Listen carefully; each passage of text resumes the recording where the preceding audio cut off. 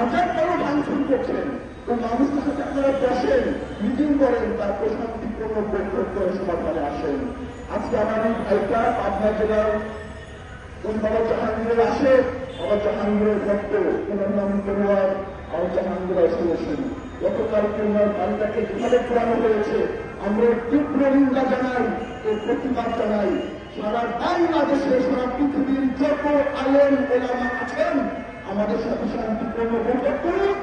আমরা আপনাদেরকে কোরআনের আয়াত ঘুরে ঘুরে দেখিয়ে দেব যে ইসলাম কানায় কানায় প্রতিবাদকে সমর্থন করে, ইসলাম পরিপূর্ণরূপে প্রতিবাদকে সমর্থন করে। ইসলাম প্রতিবাদকে সমর্থন না করে মিথ্যা হয়ে যায় মোটামুটি জেলা প্রধান সাধনা।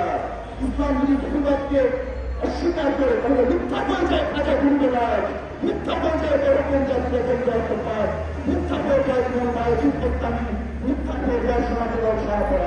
এরকম শেষ করছি না, মাজার ভাঙচুর করে, মাজারে আক্রমণ করে, শাহজালালে মাজার হত্যা করে, মসজিদে আগুন দিয়ে, কোরআন শরীফে আগুন দিয়ে, দান বাক্সের টাকা চুরি করে নিয়ে, গরুমাস চুরি করে নিয়ে কোনদিন ইসলাম কায়েম করা যাবে না। সভাপতি এবং বিভিন্ন দলের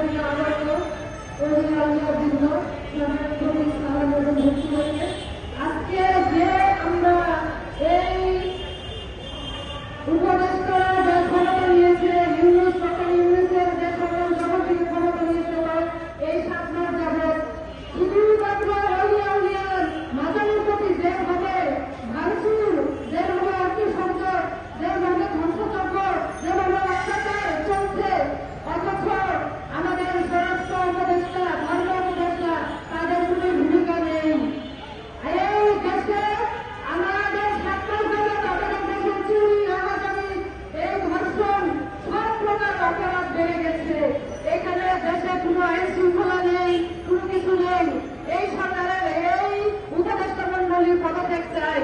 আমরা অবিলম্বে চাই যাতে সেনাবাহিনী রাষ্ট্র ক্ষমতা দখল করে আমাদের আইন শৃঙ্খলা বাহিনীকে সক্রিয় করে এবং আমরা শান্তিতে বসবাস করতে পারি।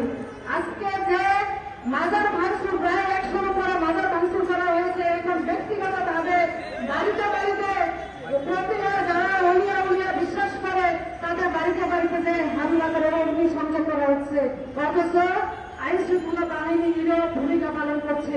কেন করছে? তারা সংবিধান লঙ্ঘন করছে। প্রত্যেকটা মানুষের তার নিজ বাড়িতে শান্তি শৃঙ্খলার মতো সে বসবাস করার অধিকার রাখে। কারো বাড়িতে আগুন দেওয়া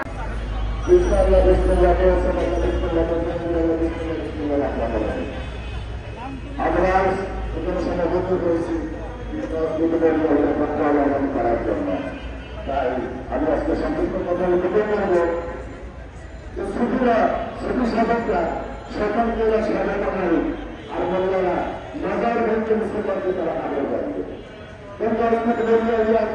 মাজার যারা ভাঙবে ইসলাম মতো এবং ধর্মমতো তারা কাফের হয়ে যায়। কারণ আল্লাহওয়ালা যারা তারা আল্লাহর কাহান প্রদান করানো করতে। তাই আপনাদের অবস্থিত সদর ভাগ বাজার ভাঙার এবং নিন্দা জানাচ্ছি এবং আমরা শনিবার বিশ্ব শনিবার কর্মচারীর পক্ষ থেকে আমরা প্রতিবাদ জানাচ্ছি। এই বলে আমরা কথা শেষ করছি।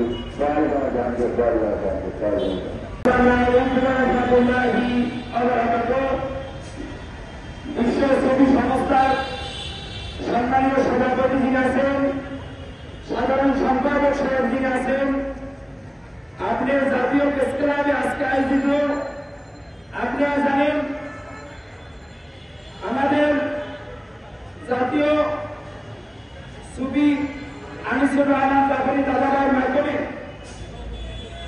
সভাপতি জয়ীর সরকারের মাধ্যমে আপনারা জানেন এই দেশ ভারতীয় শাহজালালের দেশ, এদেশ স্বচ্ছ শাহজালালের দেশ, এদেশ কোন প্রপত্তি নয়, এদেশ কোন বাড়ির প্রতি নয়।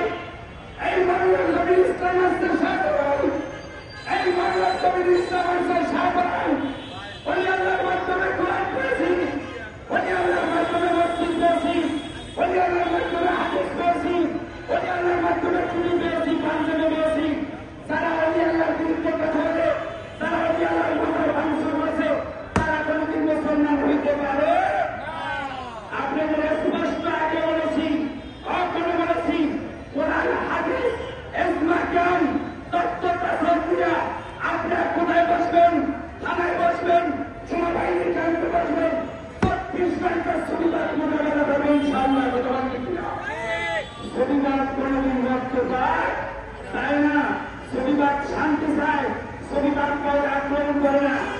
আজকে পাটনায় এই মানুষটির মাঝারে রাত্রে হামলা করে 3-4 বাজে। ও ভাই, রাত্রে তাহাজ্জুদ নামাজের পড়ার সময় প্রায় 3টে বাজে 4টে বাজে মানুষ তাহাজ্জুদ নামাজ পড়ে সেই এতিম পুরাতনদেরকে অফিস পুরাতনদেরকে রাহিতা দিয়ে দাও দিয়ে সাগর দিয়ে ট্রাক্টর দিয়ে মাজারে হামলা করছে, মাজারে হামলা করতেছে। এটা কোনোদিন ইসলাম কায়েম করা যাবে? কোরআন হাদিসকে মাজার ভাঙা কোথাও নাই। মিথ্যা হাদিস দিয়ে, জাল হাদিস দিয়ে কত মাদ্রাসার কোরআনের শিক্ষা দিল। এই মিথ্যা শিক্ষা মাদ্রাসায় আপনারা দিয়েন না। আপনারা, আমি সংক্ষিপ্ত কথা বলব, আপনার সুবিধাদের মানে যারা আছি, আমরা হায়দ্রাবাদের প্রেমিক যারা আছি, আমাদেরকে প্রবচনের ভিতরে ধরাবেন না। আমরা কোনো দলের মধ্যে নাই। আমরা সমস্ত মানুষকে সুবিধা ভালোবাসে।